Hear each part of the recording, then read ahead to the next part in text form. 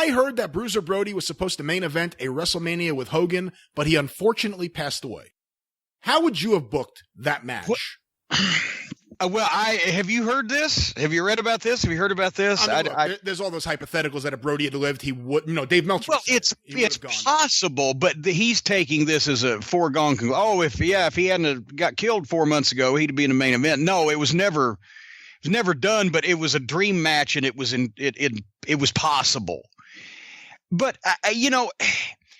here's the thing: from what I've been able to gather, and I only met Brody a couple of times in passing, but I've talked to people who knew him, and I think that probably there would have been less problem with Bruiser Brody and Hulk Hogan than any other Bruiser Brody match ever, because Brody would have saved it. I'm ready to retire. I don't want to go to Japan anymore. I don't want to wrestle in the United States anymore. He would have made he wouldn't have told anybody that, but he would have made some kind of deal with Vince. And he would have fucking been business and done whatever the fuck with Hogan to have the big goddamn, and it wouldn't have been a big multiple run. It would have been the big run around or the big pay-per-view or whatever. But he would have known with Hogan at that point, they want to see it once. They ain't going to want to see it again.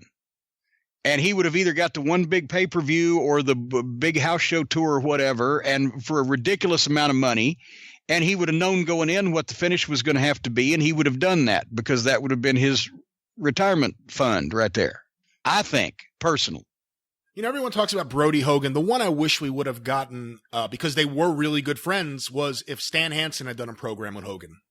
Yeah, because actually, I would have loved to have seen Hansen and Hogan, or Hansen and Andre in the United States, because that's the same combination. Or the Hansen is the common thread there, where both of the Japanese matches he had with those guys I thought were some of the best ones they've ever had. Yeah.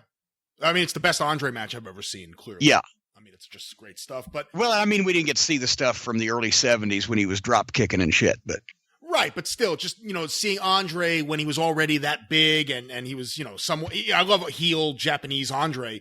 Yeah. Hansen and him just kicking the shit out of each other. It's so exciting. It really is great stuff.